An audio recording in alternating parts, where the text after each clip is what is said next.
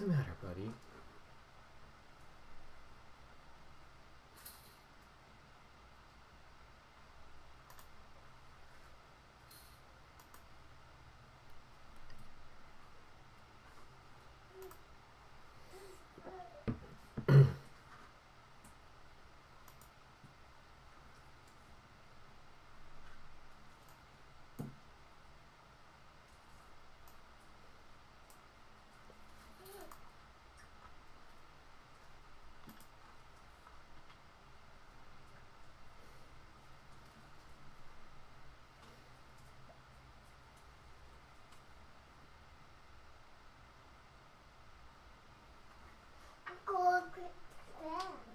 Mm-hmm.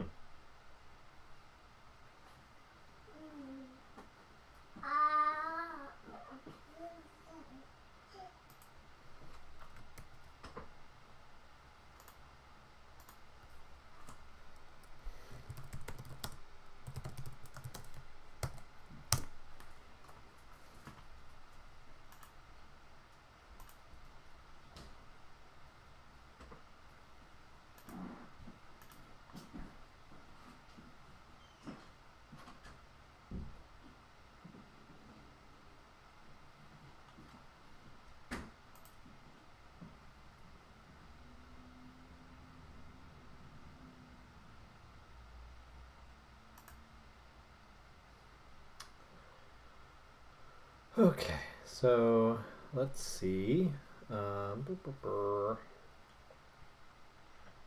Whatever reason, YouTube is being super slow.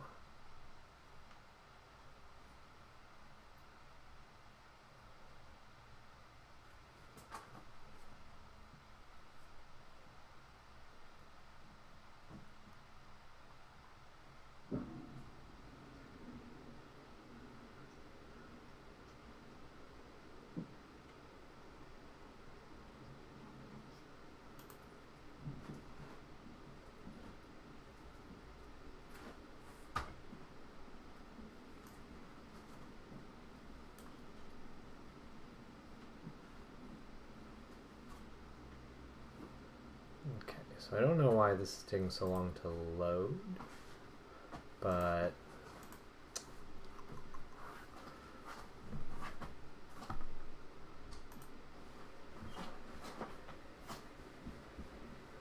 I'm going to close these tabs and see what happens. If I just have...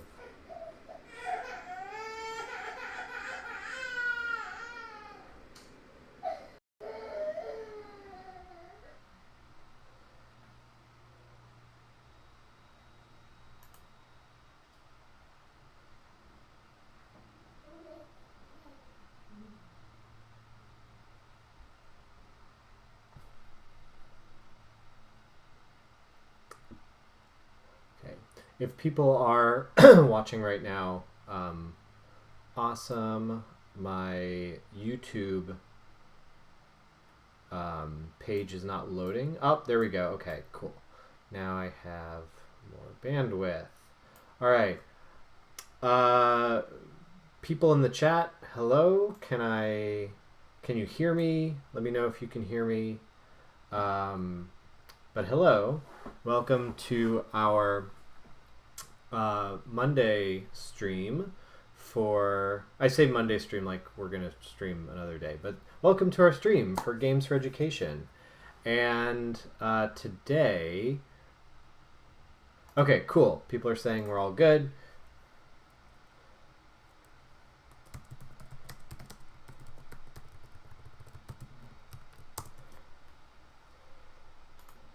All right, cool. So I have reminded everybody in Discord. So now I'm going to start doing my thing. So welcome to our 5th lecture in the Games for Education course. I've got my Black Mesa mug to establish that good gamer cred. But you know, today what we're going to look at is the research component of this class, which it's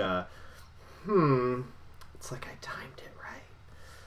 But we want to look at specifically like the project you're doing right now. I want to emphasize it's not just busy work. Not that anybody I think thinks it's busy work, but I want you know, for those who haven't had me or have mainly only had me for tool based like software based classes like the Maya class, which is again because this is sort of your transitional semester where you go from software based to like production creativity base. It can be, you almost have to shift your mindset into like the idea that you're producing something with stakes beyond just the classroom. And I try to what I really try to do in my classes is model the professional environment as much as I can. And in doing so, I want you to have sort of like I've said before, the real experience of what you actually have to do in these workplaces. And I know for a lot of people that involves like, well, I never thought I'd have to do something like this. Well, I never thought I'd have to manage overseas shipping for like 3 pallets of card games. Yet here we are. Careers are crazy. So these are things that like you're going to be doing a lot that you may have never thought you're going to do, and one of them would be having a project based on a research paper. So if any of you get into this particular field of game development, you might find yourself doing research work. And I'm going to shut my door. I think somebody is being put down for a nap, but is not happy about it. So, what we're looking at by doing the research paper, you're doing what, like when I worked in a studio that did serious games and transformational games, we would publish papers based on the projects we did. And I've shared some of those with you. So we're going to look at the research component of the class, what role research plays in games like this, and then how that research becomes game design. All right, so let's get going. Let me know if you have any questions. Yeah. So first of all, we're going to look at like what is the role of research in transformational games in particular. Specifically, like right now, what you're doing is pre-design research. We're also going to be looking at how games are used themselves as research tools, and then how research output for games, like what that looks like. Because, a lot of what you're going to produce in the next few semesters is, again, you're going to be tempted to think of them as like, this is my homework, it sucks. And, I mean, it's for a class, so there's always going to be some component of that. But in reality, what we want you to produce is stuff that you can put in a portfolio. So, the idea of these games aren't because, like, we have some sort of, I don't know, we're trying to force anything down your throat or anything like that. It's more so that we want you to do these things to professional criteria, so that then you can walk out of a class like this and be like, here's this thing I made, and with that thing, which you own, because you own your work in according to Kent State's bylaws, you can take that work and form a company. You can take that work and iterate on it more, because 3 to 5 months is not really a ton of time to make a fully realized research project. But like, you could take that thing and iterate it more and then make a released commercial version. You could throw it on the internet for free, but it exists in your like portfolio history. You could hide it under the bed and never look at it again, because maybe that's not what you want to do. That's cool too. Or you could actually then like submit it to festivals. If you don't hide it under your bed, you could submit it you can submit it to festivals. You could try to get the research published. You could reach out to any organizations that are talking about the research that you're doing to see if they're interested in it. There's lots of things you can do, and you've got these amazing artifacts, both your paper and your actual game that you're going to produce. So that's what I want you to start thinking about as you do this stuff. Is like, again, yes, it's a thing that's due in a class, but this is going to be something that you can actually show off and be like, hi, I have experience. So today's case study also is Depression Quest by Zoe Quinn, which there is a discussion question about Depression Quest, and I want to clarify it a little bit because last year the way I phrased the discussion question I think led to some not great answers. So I want to make sure I clarify it. But let's talk about research. So the first thing is, like, do game designers research? A lot of people think of research as primarily a scientific or academic process. Now, we're kind of being scientists and we're kind of being academics. I'm one all the time. But in reality, research is a really regular part of game design work. So let's talk about game design documents. Now, I get this question several times. Do we do game design documents as a homework assignment? And the answer is that I do not or as like a project. And the answer is I don't specifically assign them or even do a in-depth tutorial of them. And the reason for that is that game design documents are... So first of all, what is a game design document or a GDD? It's basically a book of specifications about your game project. And it includes not only creative information like the story and the characters and the world and the game mechanics, which are like all the fun things to write, but it also includes things on like specifications on the game's input or option screens or technical requirements or lists of the assets you want to put in the game. So the thing about game design documents, they're living documents, meaning that people are supposed to, as they create this information, input that into the GDD, and it becomes this like big binder of stuff. Now, why don't I have this like as a homework assignment? Well, several reasons. One, the joke about game design documents is that no one will ever read your game design document, and you find this a lot in discussion among game designers, is that they've put together this amazing game design document and nobody actually looks at it, and they read, like, people will ask them information from the game design document all the time, and they're like, but it's in the game design document. So, game design documents are these things that some people see as like a wasted effort because they are not necessarily then followed up on by their team members. But more, I guess, applicable in this case, because you should still like document your work.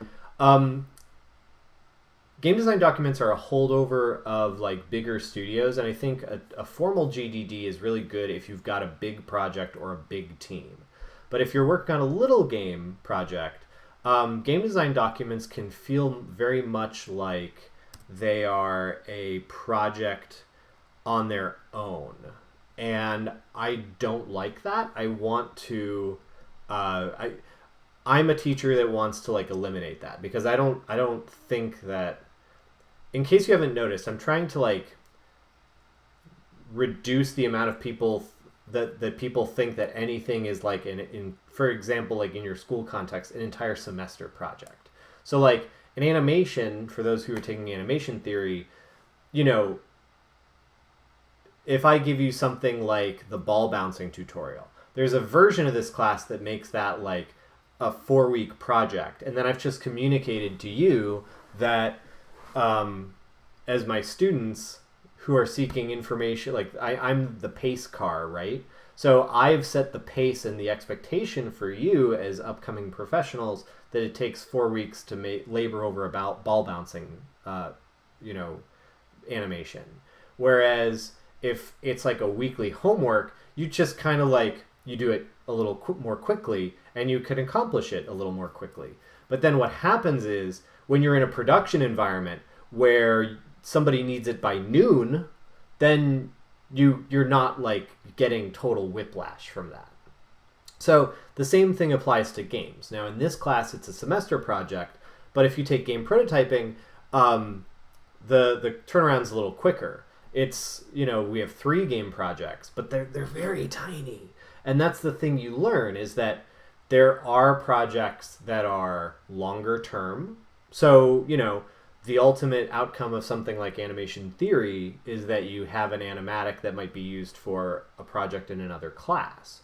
The thing you have in this class is that it's a relatively small game, not teeny tiny, but like smaller, that you can accomplish in a few months. Game prototyping, it's like make a twine. And if you've never used twine, you can make a twine in a day. Unless you do something with tons of bells and whistles, they're like really teeny tiny things. So that's the idea, is that not every project supports this big thing, and big projects, it's worth taking the time. Little projects, just make the damn game. And, so that's why I'm very loose with the game design document as a thing to do in a class. So, the spread of indie development has made them less dominant. A lot of smaller devs need to be more agile. They need agile design tools like a wiki. I actually, on even bigger projects, I don't use a traditional GDD. I use a wiki. So you go to Wikia or something like that, and you put a wiki together, and it has individual pages for each part of your game. And that's nice because, it's easier to navigate, and it's less daunting to update if somebody has like information to put in. So that can be really nice. It takes that monolith of a document and breaks it up, which is really good. Other things that I've seen done when I was working in mobile game development, we wouldn't do game design documents. What we would do is we'd do a series of faux screenshots, and we'd basically show like we'd design what every screenshot of the game would look like. And that was really cool because it served 2 purposes. One was that you can put those screenshots in front of somebody and be like, all right, here's our app. Where do you think your goal is to get to the main contents, main content, where would you click? And then you get to you ask them to push the button on the screen, and then you'd take one piece of paper away, and then you'd put the next piece of paper to where they navigated to in front of them. And you can see where your navigation is or is not good without having to make an actual app. But that's good for prototyping, but it's also good for once you figured out how navigation would work in your app, by having designed all these screens and in some ways even made the assets, you can just give that to a programmer. It's like making Frankenstein's monster, which I can start making those references because it's spooky season again. But it's like making Frankenstein's monster. You've built the body. You need a programmer to put in the electricity that actually makes it work. And so, again, didn't even do a game design document. For a tiny thing like an app, we just did the screenshots. For example, there's another thing like Nuclino, or if you've ever, Prezi works this way, where you can actually do a more visual click-through type of thing. And this network-looking thing is way more appealing to navigate through than, again, a binder. So, game design documents are useful, but really what I want you to take away from this is that they take many forms. And that form is really up to you as people who are running a team. It's and again, just like choosing which tools you're going to use, what game engine or whatever, it's what will your team work best with? And that's the way you want to go. But you need to take the time to be really critical about it, and not just assume anything. Because you could be well, I read somewhere that it's a Google Doc. I say as I give you access to a Google Doc. But, take the time to think about whether that Google Doc format's right for you. Now, that being said, here's a link to a Google Doc, or at least a WordPress site with a Google Doc. So I'd screen cap this. I'm pretty sure I also provide this in the syllabus itself. And the syllabus is heavily hyperlinked, so please go check that out. But my tip for using a document like the one that I have linked here by Brenda Romero, she wrote this when her name was Brenda Brathwaite. But the thing you want to remember about a document like this is that it's a good thing. Same thing with the transformational framework. It asks you questions that, especially as a young designer, you're not necessarily going to ask yourself. Because everybody, when they think of a video game, or any game, but like let's use video games for a second. Everybody thinks, man, my game is going to be so cool. It's going to have all these features and all these characters and blah, blah, blah.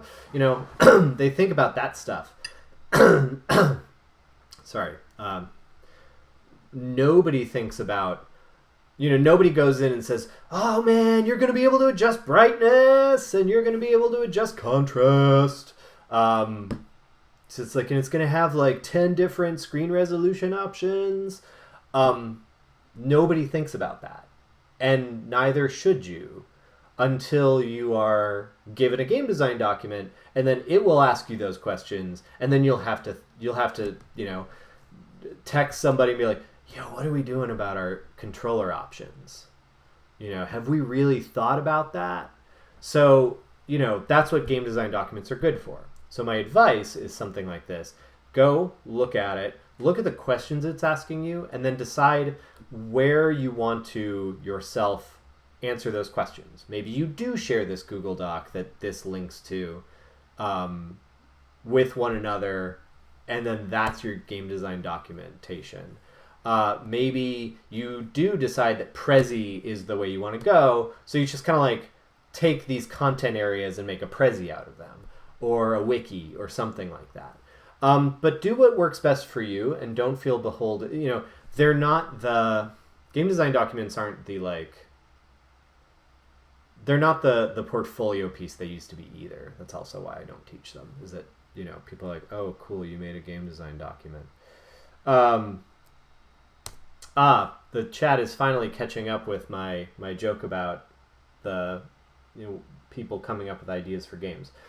So the transformational framework, though, is kind of the same thing. It's like a format for a game design document, but about change, making you identify elements you're not going to think of when you start the game project. So I've been like hitting at this a lot. Is a lot of young designers will be like, all right, we're going to make a game. Click twice, open Unity, and then they start like messing around with Unity or downloading plugins or something. But they never stop to say, who is this for? Where are they going to go to engage my game? Is the we were talking about we were using food deserts as an example last week. I heard a story on NPR today about obesity and issues in front of the Senate right now. I'll just leave it at that. But when people don't have access to don't have monetary access to healthy food options, and they don't have food access, they go for high caloric options, which are also not healthy. So your high sugars and starches and things like that. So it's not that they don't know, it's that maybe they don't have federal aid to be able to get those things. So there's lots of things that go into a problem, and you have to understand what really is the problem before you kind of say oh yeah, here's our don't eat potato chips game. It's the person will be sitting there well, what the heck am I supposed to, this is what I can buy. So if that, that's why the transformational framework works, is that it is a thing that asks you those questions you didn't think to ask yourself. And don't feel bad about not thinking about that. You're new designers, and that's fine. You're supposed to, if you knew this, you wouldn't be in school. So, like, that's why you're here to learn it, and you're here to experience this, and then you'll, you know, like, have this in your back pocket so that when you do this a few more times, maybe in the professional world, you'll eventually, like, internalize this and either not need to use this reference, or you'll always have it available. But, you know, that's why we do these things, so that we learn and we grow.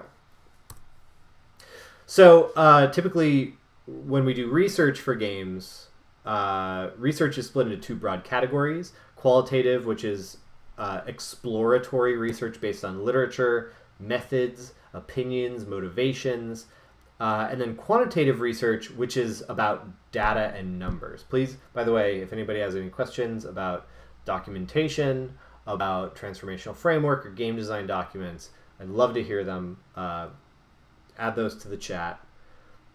Qualitative research is what you do when you're writing something like a literature or history or philosophy paper. And like most of my research is qualitative. I'm Mr. Qualitative Research because I'm a design scholar.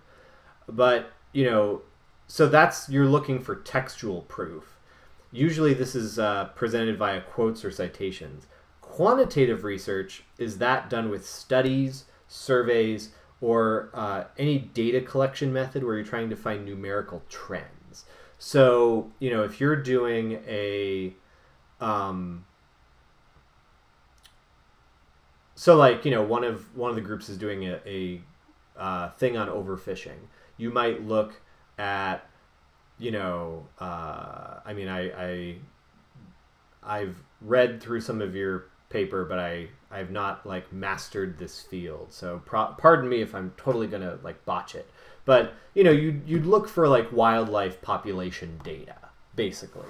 And that's looking for like, you know, how much of a certain species appears in a certain waterway or body of water.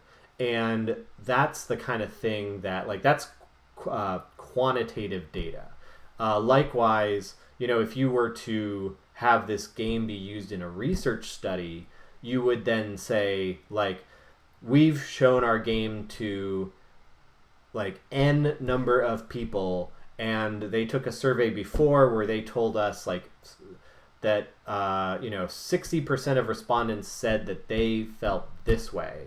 But then after playing our game, we found that 60% actually now feel like more people feel the other way, that, you know, oh, we do need to watch this as a problem or something like that. So you're collecting data in terms of like before and after what the you know, players are thinking. And then that will help you determine efficacy, which is, you know, is your thing effective? So let's look at examples of pre-design analysis.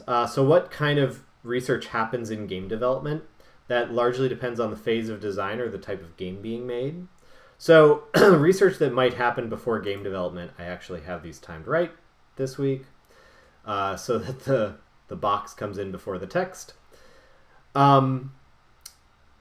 Research that happens before game development could be called pre-design analysis. So I'm taking this terminology directly from architecture, as that's kind of similar to what architects do when they survey their site or look at building codes. So in game design, we pre-design analyze.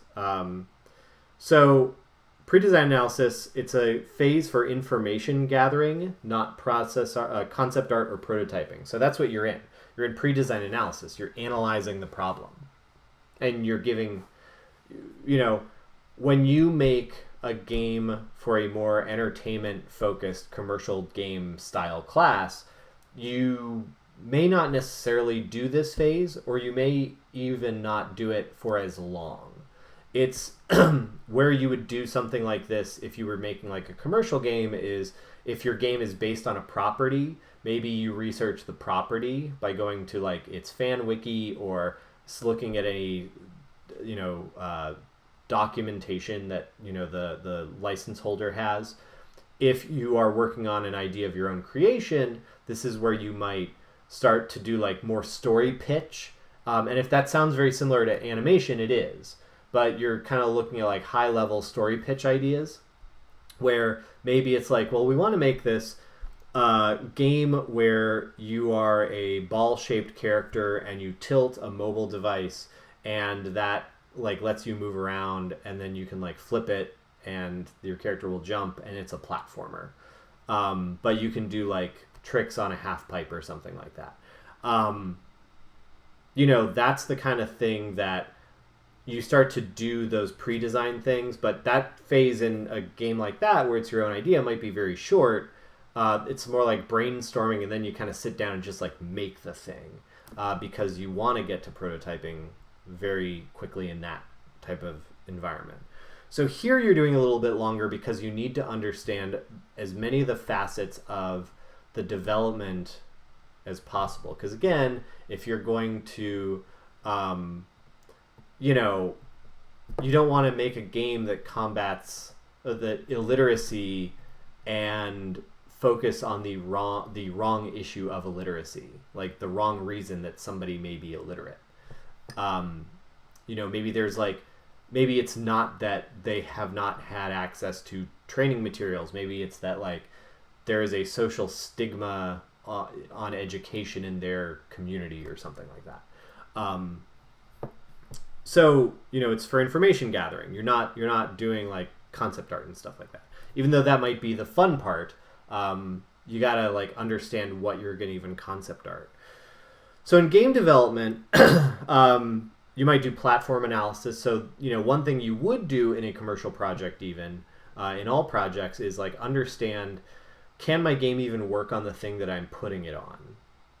So, if you're making a game on the Nintendo Switch, but you're used to being able to make games for PC or Xbox, you can't go about it quite the same way. You have to understand, like, how do Nintendo Switch games fit into the card, and you don't end up with what you end up with like on a lot of games that are ported to Switch where it's like, oh, just do this like 20 gigabyte download in addition to your Switch card. So what else? What are the requirements to be on a marketplace? So when you look into like, where are we going to launch our game, you might say, well, you might assume Steam, but when you look into Steam, you might say that economic model doesn't work for us. We can't really afford to give them 30% of our revenue. We'd rather be on itch where we get everything. Is it everything? I'm pretty sure it's everything. I need to look this up again, but I'm pretty sure it's just everything. But like, and this is, you kind of see this with these competing platforms. They're like 25%. They're trying to attract developers by giving them, more better deals on how much they take. So again, intellectual property, somebody hands you Star Wars. They hire you to make a Star Wars game. You're not going to put, something that isn't of, you're not going to like throw the Enterprise into it for a multitude of reasons, both based on Star Wars and based on Star Trek. But, you want to look at like, is there a style guide? Is there, do you understand the lore of the thing? And who upholds that? So you want to make sure everything works within this universe somebody's created. Audience analysis. You want to look up demographics. Who are you selling the game to? And never, okay, so a few things you never want to pitch, and this is a broad game design thing. Never, when somebody asks like, who are you making games for, you want to actually have an answer. Don't just say, we just want to make the games that we love to play. Duh. But that's not an answer. Because you actually need to come up with like, who is your target market, because then you'll actually have success finding that market. So, with my when I was kickstarting my game La Mancha, there was a lot of attention paid to academics, educators, libraries, literature people, and I fairly heavily crafted the Kickstarter text to make sure that it had nuggets for people who'd read the book, nuggets for people who were tabletop enthusiasts, but it was very targeted. You don't want to assume I'm just going to make a game anybody and everybody can enjoy. You're not Coke or Pepsi. That's the only products that appeal to everybody, except if you don't like pop or particularly Coke or Pepsi, I guess. But those are the only products that have that kind of reach. You're not that. It's okay that you're not that. So you have to have an answer to who you are actually going for. And then, again, if your audience is somebody who is more likely, this is talked about with the pricing model for PS5 versus the new Xbox. The X and S and Z and now all the other versions. The Now I Know My ABCs version. It's coming, don't worry. But the preferred or accessible tech, the pricing models are actually this actually starts to get into very big demographic differences and what it means to have access to certain pricing models, and people are maybe get priced out of the PS5 for a variety of reasons. So, that matters. And if you have a game that would appeal to somebody in a demographic that would have access to Xbox, you want it to be on Xbox. So why do all this? Well, depending on this research, it might mean that you go into your design phases like concept art and all that other stuff, knowing what will and won't work on your target platform or how best to honor the game's theme or make its audience happy. That's a lot.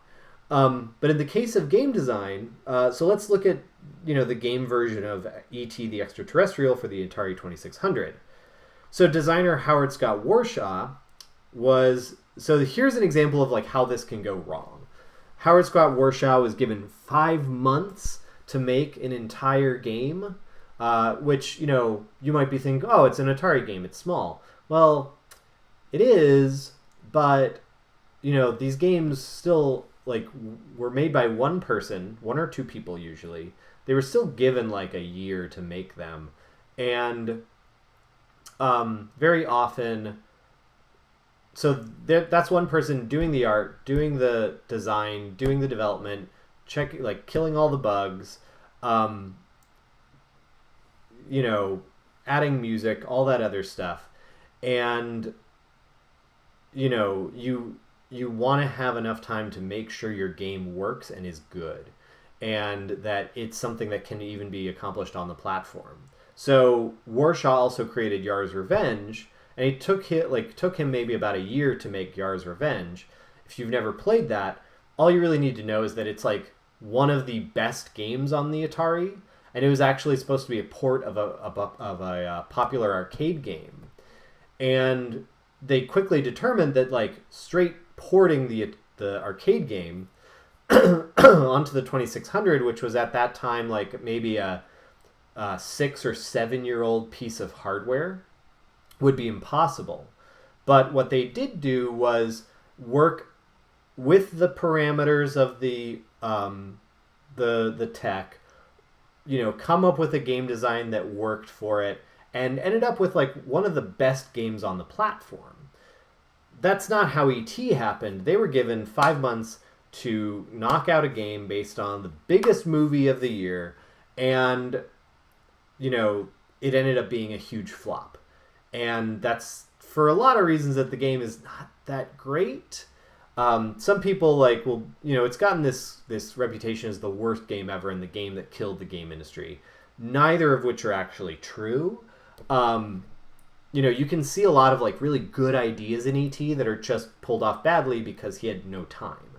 So it's it's not the game designer's fault, but if you don't leave enough time on your projects, the game, maybe the game is a little too ambitious for the thing.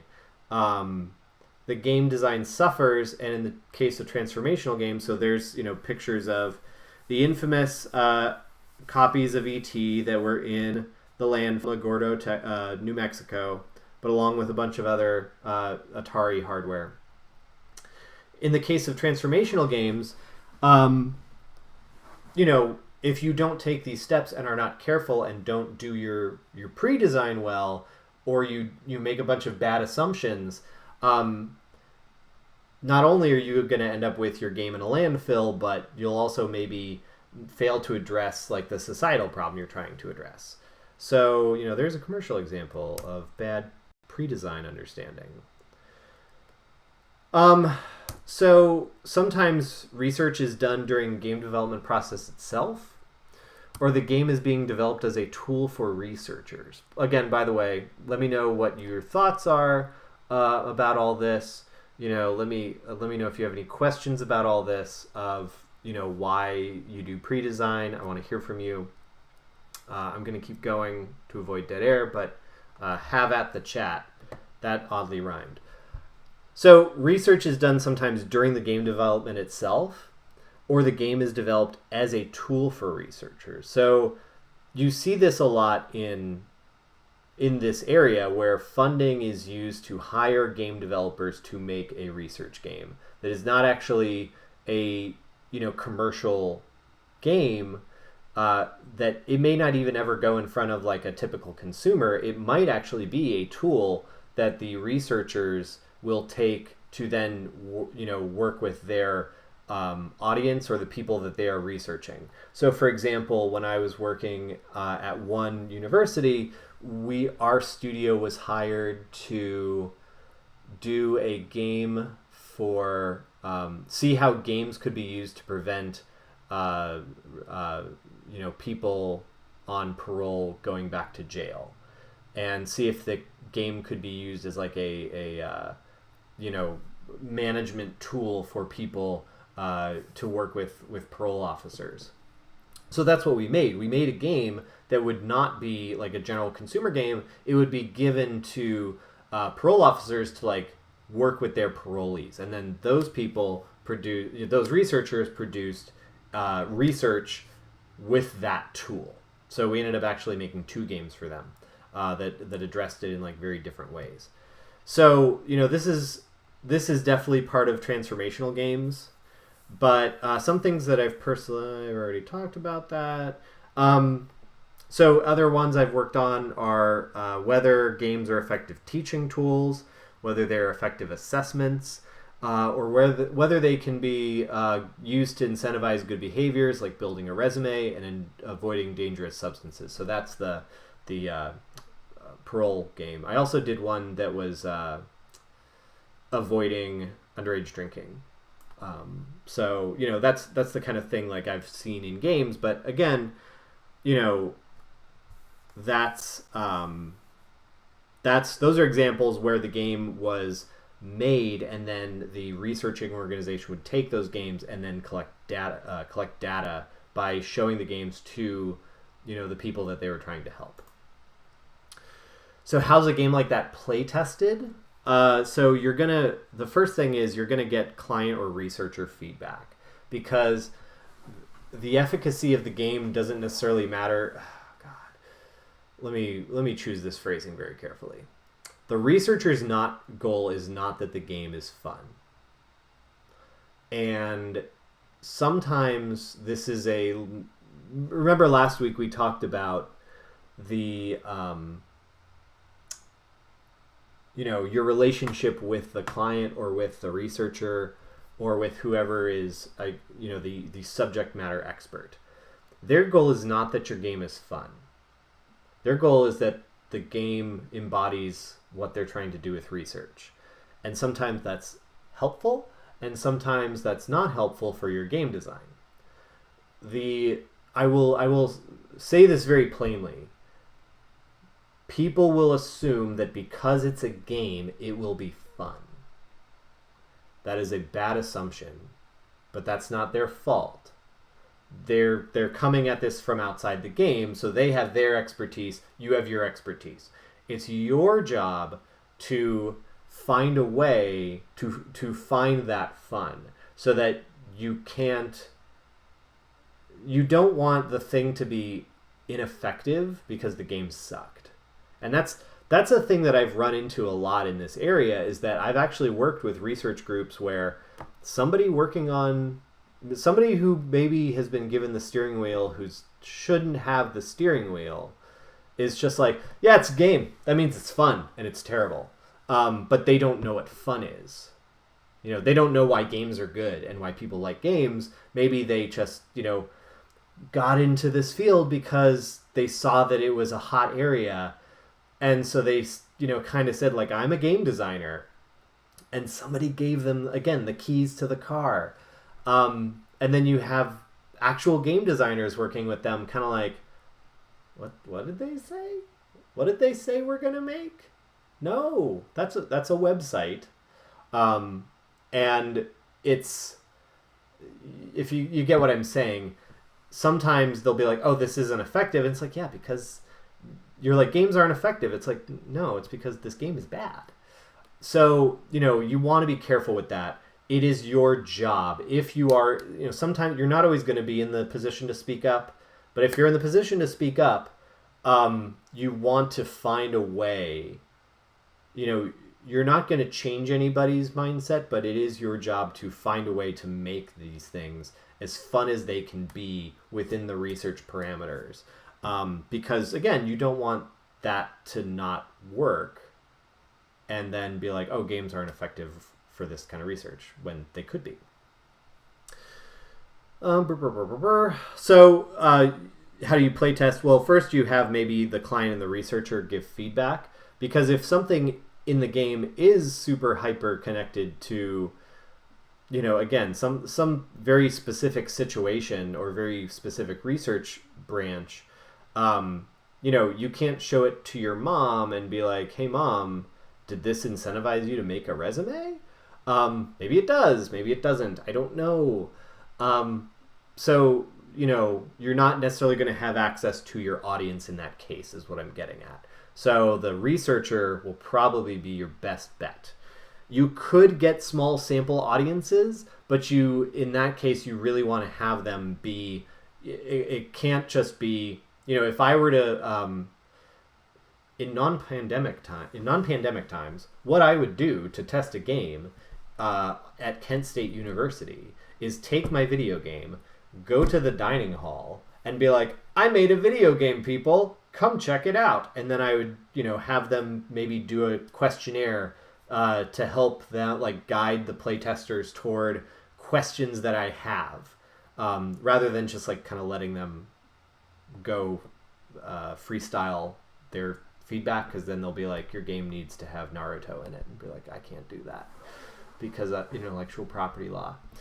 So you want to, you could have, you can't get just randos. You need to maybe say, like, hey, classmates or friends or roommate, what do you think of this? And that way they could, maybe you can have a more nuanced conversation about who the game is ultimately going to be for in effect.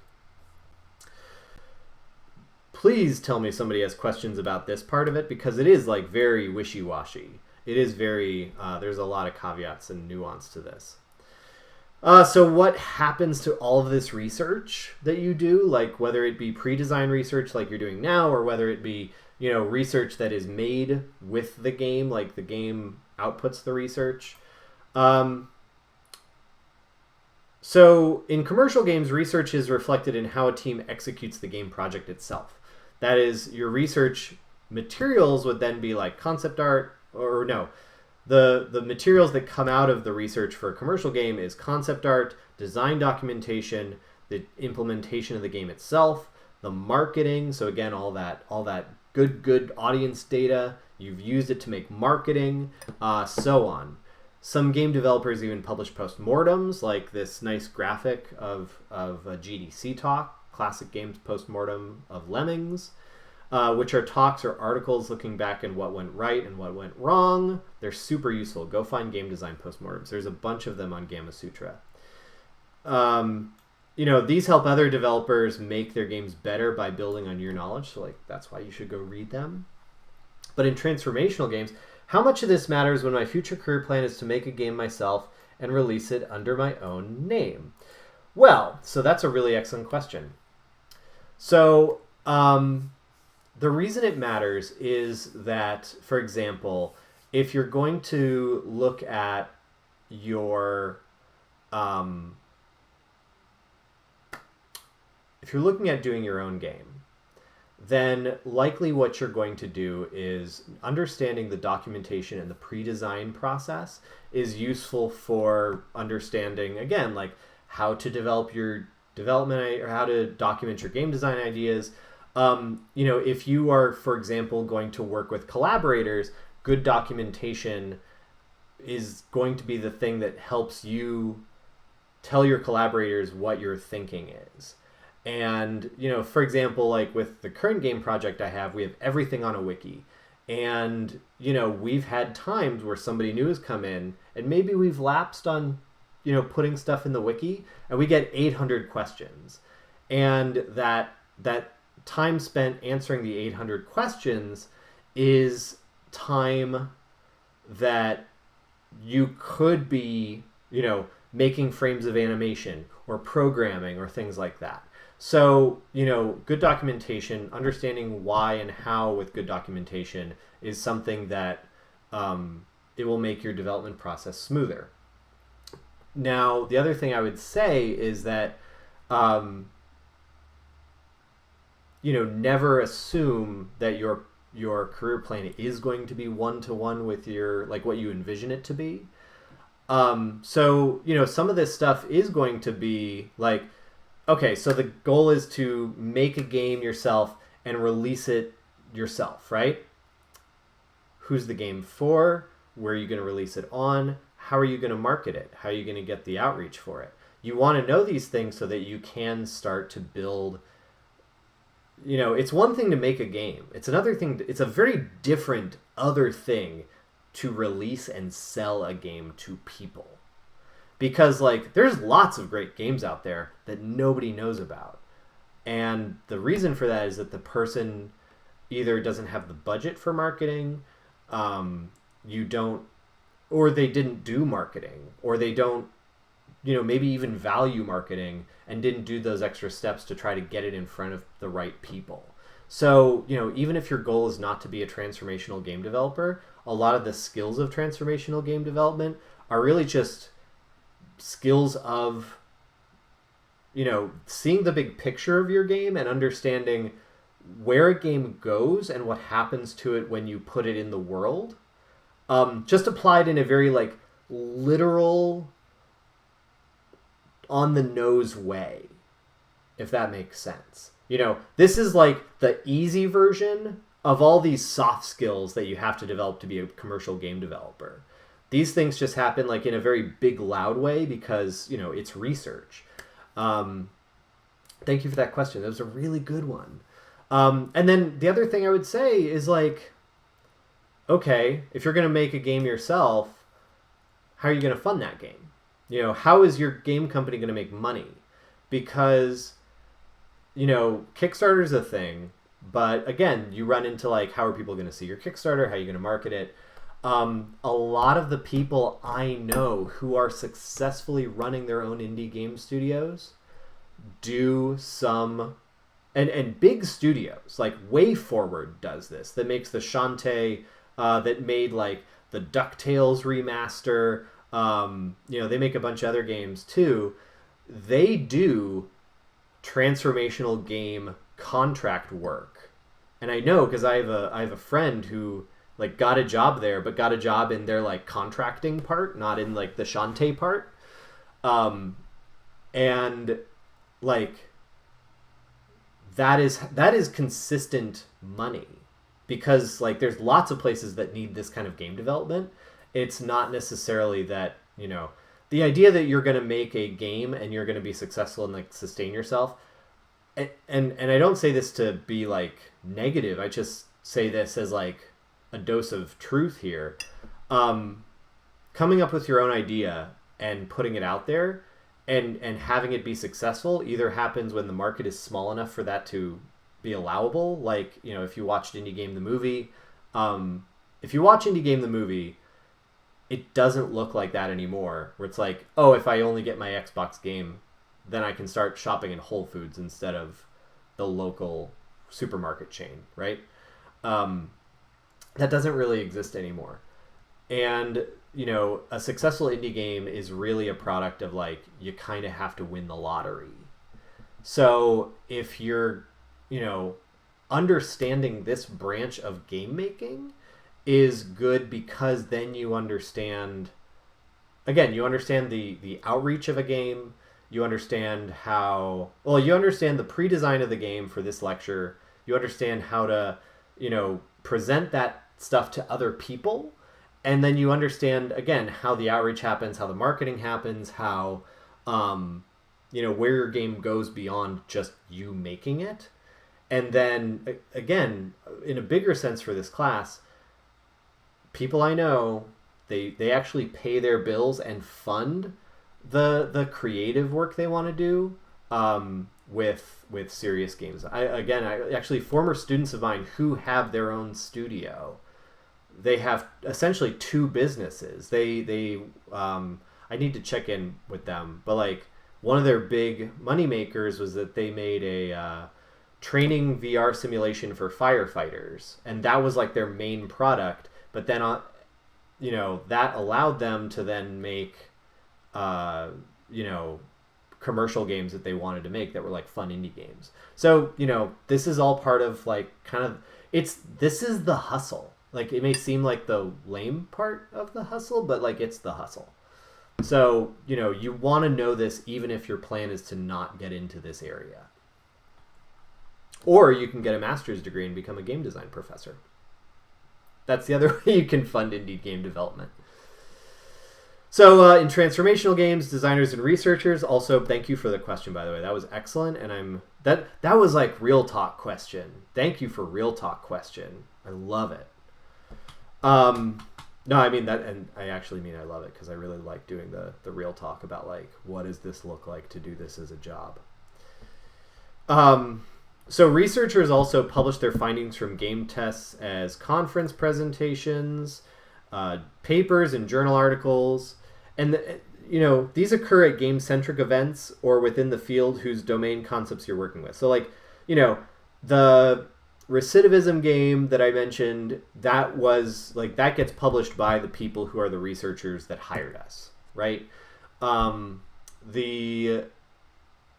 my La Mancha game, I published that myself because it was more of like my own designer focused thing. So I published it at like game studies conferences. I actually just presented it a few weeks ago.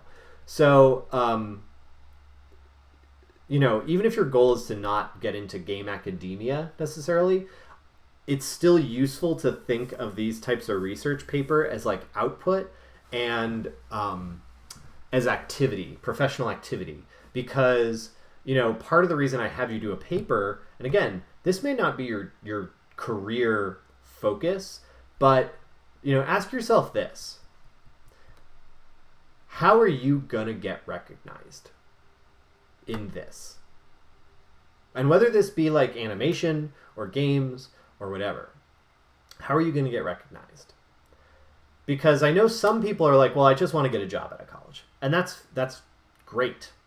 We want you to get a job. And sometimes that getting a job is going to just be like, oh, I'm going to go get a graphic design job and I know Photoshop, so I'll be able to do some stuff.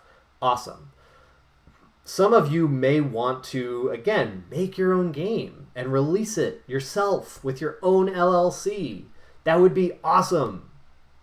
Like, I would be in a very front up row if like somebody that was a student of mine were to win an IGF. I would be like clapping with a tear streaming down my cheek if something like that were to happen, right? So, but how do you get your game even seen? How do you get seen? The answer is show up. The answer is you've got to show up. Your game is not always the thing that is going to get seen, but maybe you will. And maybe that's because you do write a good research paper and you go to, one that it really bugs me that, like, thank you, COVID, Meaningful Play's not happening this fall. It's a really great games conference that is like every 2 years, and it has a big transformational game component.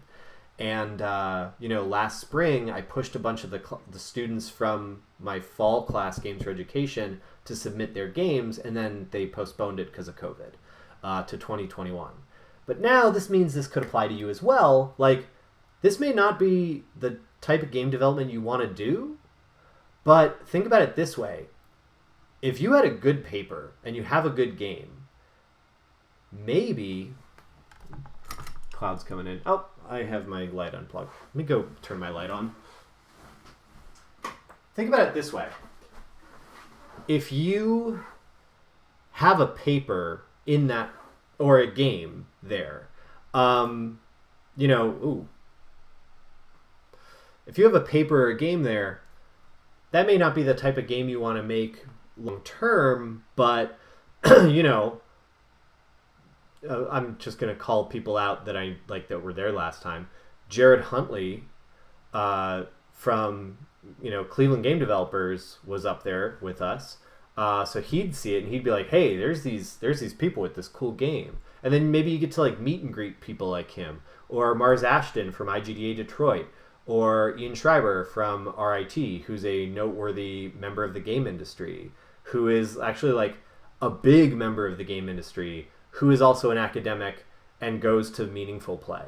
Or Eric Zimmerman, who is another like really awesome game industry person who wrote your textbook. Or Tracy Fullerton from USC. All of these people have like game industry connections, and they're all people that by going to stuff like that, even if your goal isn't to get into transformational games, there's a good cross promotion. There's a good like cross audience. Or like one of the keynote speakers was a guy from Disney. He was a Disney Imagineer. Show up, impress these people, get to know them, go get lunch with them, and get job.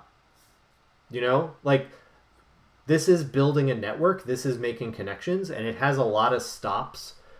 Careers have a lot of stops you don't anticipate, but that's okay. Just learn to see the stops and why they matter, even if it's not the stop that like directly gets you to your absolute end goal. You realize you kind of have to like meander for a while, and then you get to the end goal.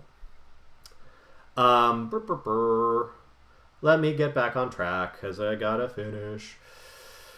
So games as system of meeting. Now let's move on to how research helps build games as system of meeting.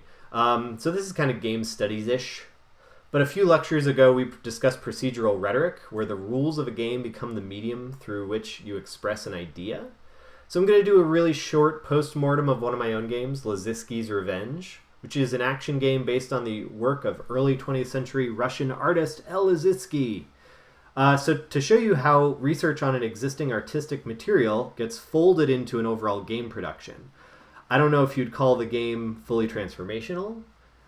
It certainly has like an educational component in that it's based on real art history, but it studies the themes and visual aesthetics of this person's art, and in a way that like lets somebody who discovers it as a game experience it, and then if they're pointed to the fact that it's a real piece of art, then they're like, wow, it basically helps you understand this particular type of artwork.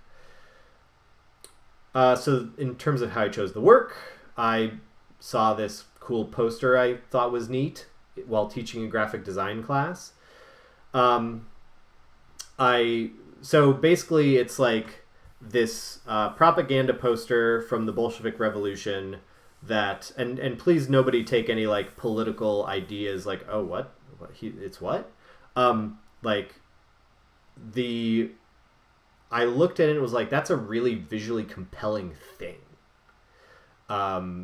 So I analyzed like what was going on spatially in the work and how could that turn into game mechanics. So it's like you've got these forms, but the way that they are intersecting makes a meaning. So basically it's a poster promoting like the Bolshevik agenda, trying to go after the Tsar. And again, I'm not trying to attack any czars, but you get what I'm saying. Like, it's a cool piece of graphic design.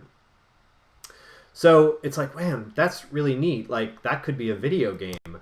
Wonder what video game involves like breaking through a barrier. So like, again, see the red wedge is going into, it almost looks like it's breaking through a barrier to get to the bad guy, or what in the work is depicted as the bad guy.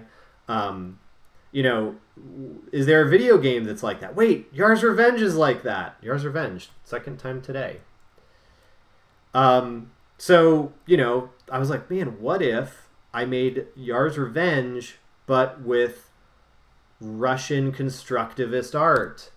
So long story short, define the type of game you want to make and find an artwork that supports your gameplay goals is basically how I wanted to make like an art-based action game, and I saw this piece of art and was like, yes, that is how that's what I want to do. So I defined what kind of verbs occur in the work, and then, you know, determined, so I knew generally arcade action game, found an artwork that seemed to make sense, looked at the artwork, found a game precedent that seemed to have similar actions as the artwork, and then I was like, okay, well, now I can make a prototype that maybe has like Yar's Revenge gameplay, but with like a red wedge and a white circle. So from there, then I looked at the artist's work and I came up with like, okay, what is this artwork? What verbs are in this artwork, or what verbs are in that artwork? And that actually became a bunch of different levels. So each world of levels is based on a different artwork by this guy and has different mechanics. So, you know, and then in my implementation process, I looked at like, all right, I'm doing this by myself. I want it to be quick. Unity is a big pain in the neck when you're trying to accomplish small things sometimes. I'm mainly, when I do my big commercial work, like we do more Unity than Unreal, just because that's what people use. But, you know, I looked at it and said, well, Unity is a pain in the butt when you're trying to do small things and gets in your way sometimes. So maybe I use Construct 2 because it's simple and I can turn around prototypes really fast. And then same thing, like I could use a bunch of like vector art programs, or I could scan in like paper cutouts or something like that. And that helped me make like really fast art. But that helped me flesh out the worlds of the games, is like really having almost this design conversation with the artwork that I was studying. You know, the really the subject of the research, kind of the way you would in these research projects, is like understand the subject of the research, come up with like what verbs are in this, take your game or what verbs need to happen to create the change you want to make, distill that into a game idea. You know, maybe you even, again, find some design precedents. Some of you are doing this. Like some of you, one of the projects talks about like mental health and the way it's depicted in games, you know, and you're looking at like Celeste and Depression Quest and things like that, which is really powerful because you're seeing, how does this game handle it? How does that game handle it? You know, what are the promising areas that could give us ideas so that we can choose the method that best works for us to handle it the way we want to. But that's, you know, very similar, you know, that's a very similar type of like production process. By the way, please tell me to slow down. I'm trying to get through this really quickly, but I'm realizing that, you know, if I'm going too fast and anybody wants any clarification, please ask for it. I would love to make sure all of this is clear. So the postmortem part is, here's benefits that I took from this process.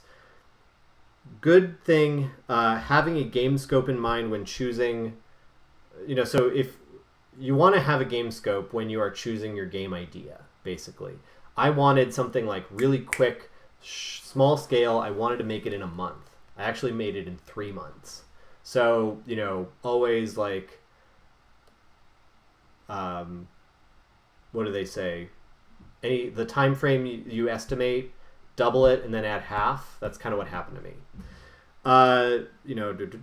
Had to cut features. So like even in that time to get it to be in 3 months, I had to cut features. And originally I meant it to be a multiplayer game and created the multiplayer like framework first. And then I built single player and I was like, that's enough. I'm done. I'm done. I can put this out. I don't need to do this feature. Maybe someday I'll return to it and it'll be Laziski's Revenge DX. And it'll have multiplayer and I really would love to do that. But not now and not then. So, learn to cut content, basically. It's okay to cut content. Thinking about, like, one of the artistic goals of the project was to make a game that showed the potential of hand-making your art as an artistic process for games. And handmade art was super fast. I liked doing it a lot. I do it for several of my games, actually.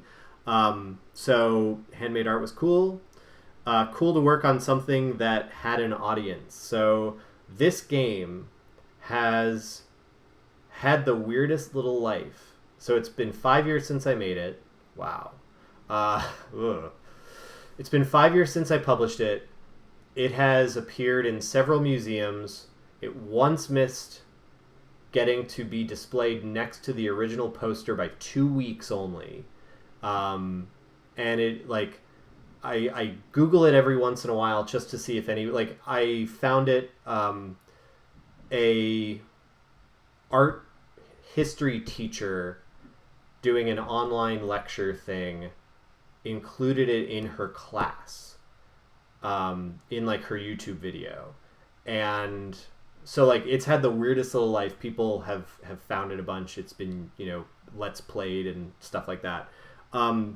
So, it's had, like, it has this nice cross audience. Museums like it and art history people like it.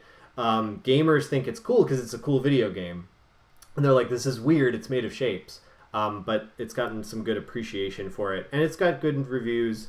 I've actually made money on it. Like, I've gotten, it's available for free online, but I've gotten ad revenue from the websites that host it. So, yeah, postmortems, great. But see, this process works. It's the same process that I use for a transformational game that I would use in my studio, that like when I was working in serious games. This is the same thing we do. And it's the same thing I did when I did La Mancha, which I actually did promote more as an educational product.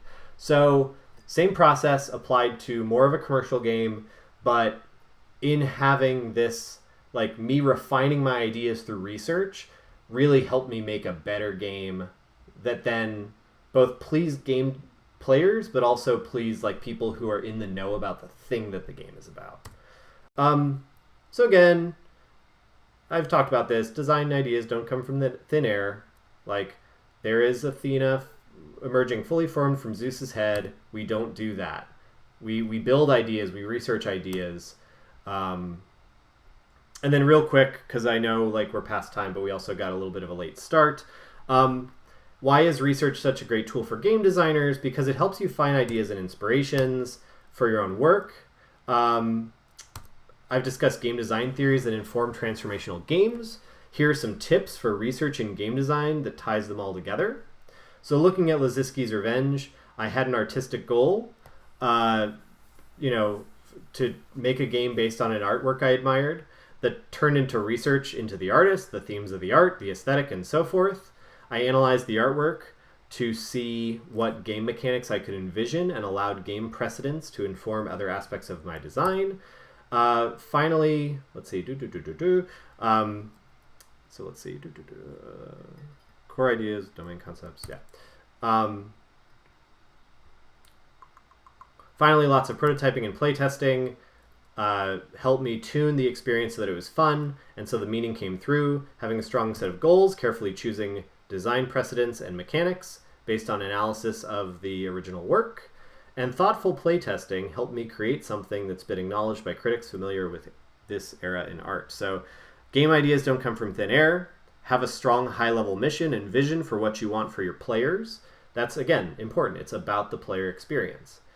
Bolster your core ideas with concepts from a domain. So again, if your core gameplay idea is something and you are working with research or a theme, even if it's a theme of your creation, have that theme and those gameplay concepts come together really nicely, and that will get people really excited about how elegant it is. You know, people who play my Don Quixote game are like, holy cow, this is Don Quixote. And I'm like, yeah, I know. Because I'm not like that. I'm usually like, thank you. I appreciate that. But, you know, you want to have your theme, your story, your world seamlessly blend with your mechanics. You don't want them to be kind of like looking through the keyhole at each other, like separated by barriers. Find gameplay verbs that work with your themes, even if it is a theme of your own creation.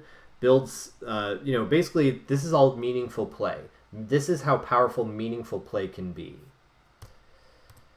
And then always playtest, playtest, playtest.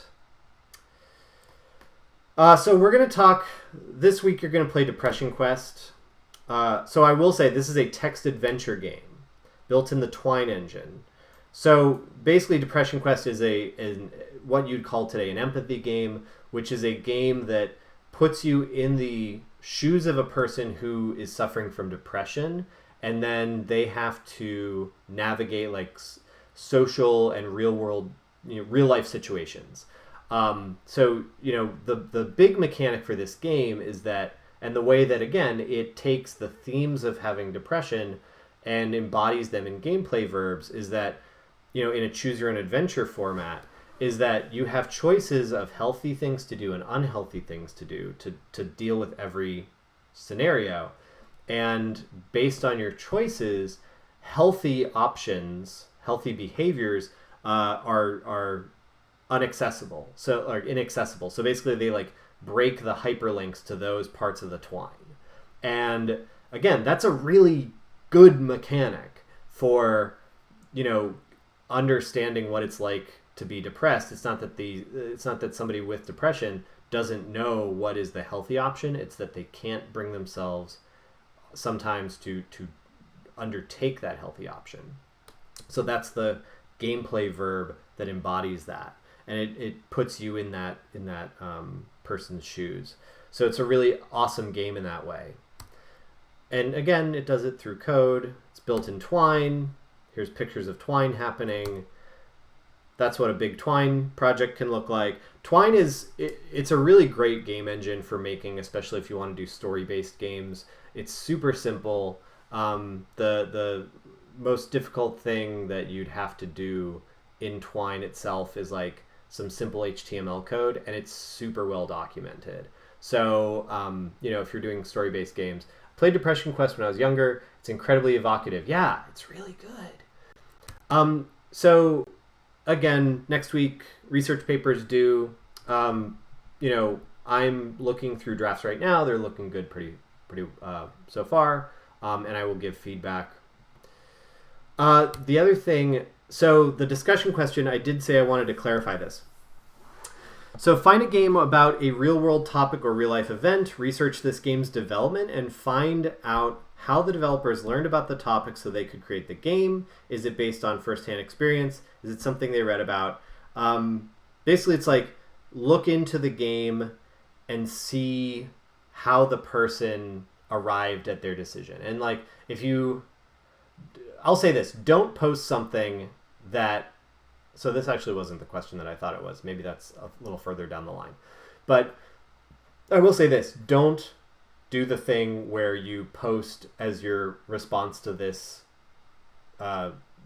discussion question, Yeah, I looked. I couldn't find anything on the game I chose, so that sucks. Don't do that. If you can't find anything on the game you chose, choose another game. But for example, if there are games that are well documented why the person made the serious game. So I think you can find that, especially if it's an autobiographical game. Depression Quest is a really good example of it. Zoe Quinn does very good work and talks about their experiences and things like that.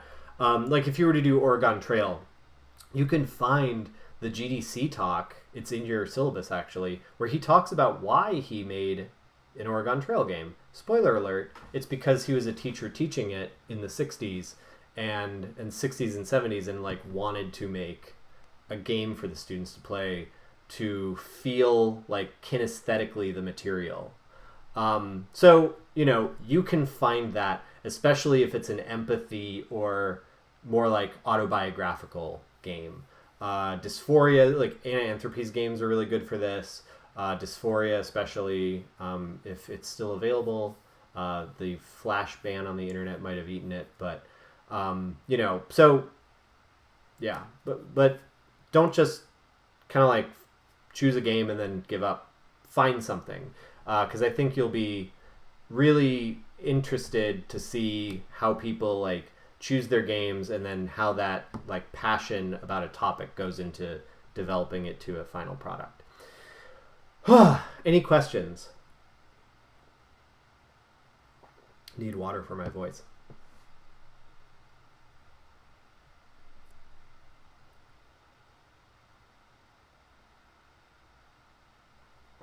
Like I said, I know some of that was fast, so please ask me questions.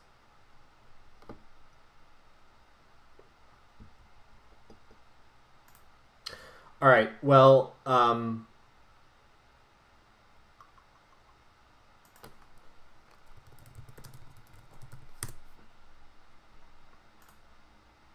right, I haven't seen... I'll have some in Discord, yeah. So if you do not have any questions, I will shut down the stream, but I will... just processing, that's cool. Yeah, hit me up with questions on Discord. Otherwise, good luck on the paper drafts, getting them together. Like I said, things are looking good. I'm excited for all your projects. They're gonna be great. You can do this. I believe in you. The game believes in you, to quote the name of a book on educational games. So, yeah. Bye. See you in Discord.